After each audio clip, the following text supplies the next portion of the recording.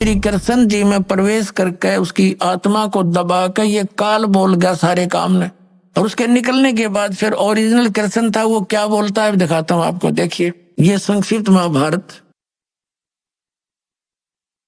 द्वितीय खंड, ये संक्षिप्त महाभारत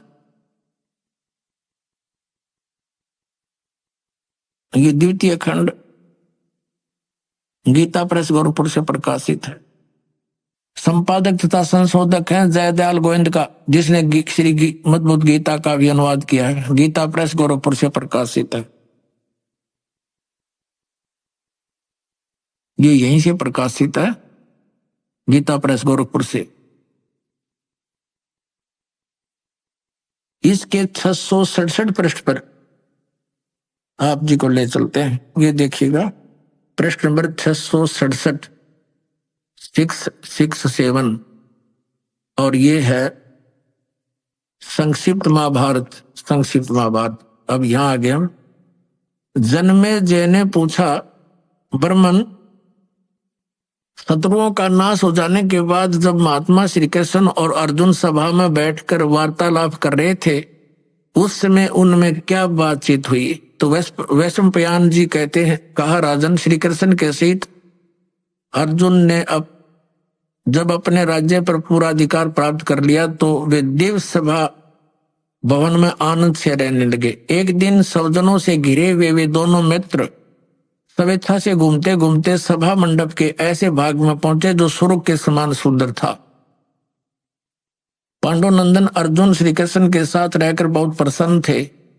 एक बार उन्होंने उस रमणीक सभा की ओर दृष्टि डालकर भगवान से ये वचन कहे, देवकी नंदन, जब युद्ध का अवसर उपस्थित था उस समय मुझे आपके महात्म का, अब यह चर्चा हो रही है इनकी, महात्म का ज्ञान और ईश्वरीय स्वरूप का दर्शन हुआ था। किंतु केशव, आपने स्नेहवश पहले मुझे जो ज्ञान का उपदेश किया था वह सब इस समय बुद्धि के दोष से भूल गया है।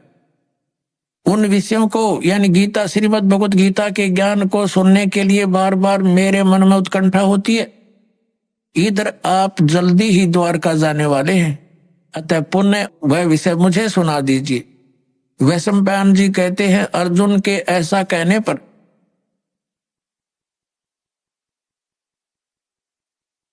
वक्ताओं में श्रेष्ठ महातेजस्वी भगवान श्री कृष्ण ने उन्हें गले से लगाकर इस प्रकार उत्तर दिया। श्री कृष्ण बोले, अर्जुन, उस समय मैंने तुम्हें अत्यंत गोपनीय विषय का श्रवण कराया था।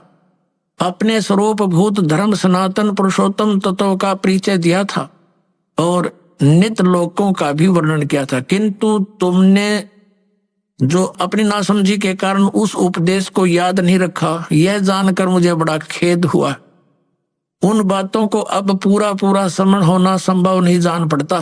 पांडुनंदन, निश्चय ही तुम बड़े श्रद्धाहीन हो, तुम्हारी बुद्धि अच्छी नहीं जान पड़ती।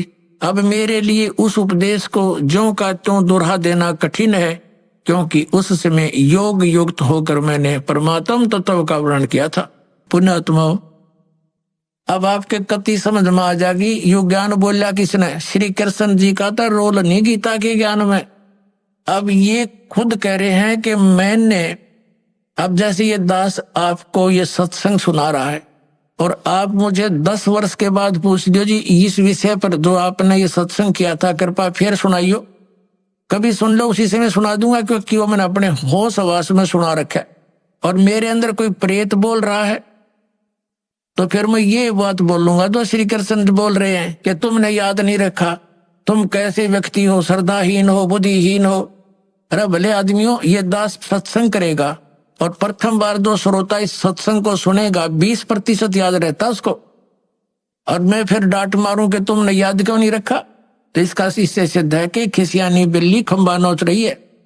यानी उसको ज्ञान नहीं खुद को, और उसको धमका रहा है कि तूने याद क्यों नहीं रखा, तेरा के बिजली गिर गई। अब तो आपको क्या हो गया, जब ऐसे भयंकर युद्ध के समय में आदमी योग युक्त हो सकता है, तो शांत है, सब तरह से बिल्कुल पीस ऑफ माइंड है, आराम से योग युक्त हो सकते। भाव कहने का ये पुणात्माओं, श्री कृष्ण जी का तो रोल ही नहीं था गीता के ज्ञान देने में। अब श्रीमद् भगवत गीता का ज्ञान दिया किसने है? ये काल ने दिया। गीता जी अध्याय नंबर 11 के श्लोक नंबर 32 में स्वयं कहता है कि अर्जुन मैं काल हूं और देख तेरे सामने ये मेरा वास्तविक रूप है, और इस रूप का यानी जो मैंने अब तुझे ये रूप दिखा है, इस रूप का पहले ना तो किसी ने पहले दर्शन हुआ ना आगे कोई कर सकता। ये तेरे ऊपर रहम करके मैंने ये अपना विराट रूप दिखा। पुणात्माओं, यदि श्री कृष्ण जी बोल रहे होते गीता तो ये शब्द नहीं कहते कि ये मेरा विराट रूप पहले किसी ने नहीं देखा, क्योंकि श्री कृष्ण जी तो अपना विराट रूप कौरवों की सभा में दिखा चुके थे। उस विराट में दिन रात का अंतर है। अपनात्माओं, एक तो 60 वाट का बल्ब हो, ट्यूब हो, और एक हो 1000 वाट की, तो कितना अंतर है। ट्यूब दोनों है, लेकिन वो 1000 वाट वाली 60 वाट वाली से भिन्न होती है। तो इसी प्रकार इन दोनों ने ही विराट रूप दिखाया था, उसमें भिन्नता थी। और ये शब्द श्री कृष्ण जी नहीं कह सकते कि पहले किसी ने नहीं देखा और आगे कोई नहीं देख सकता। तो इससे सिद्ध है गीता ज्ञानदाता श्री कृष्ण नहीं, उसके अंदर प्रवेश करके काल बोल रहा है। वो 1000 भुजा का भगवान है, 1000 कला का है।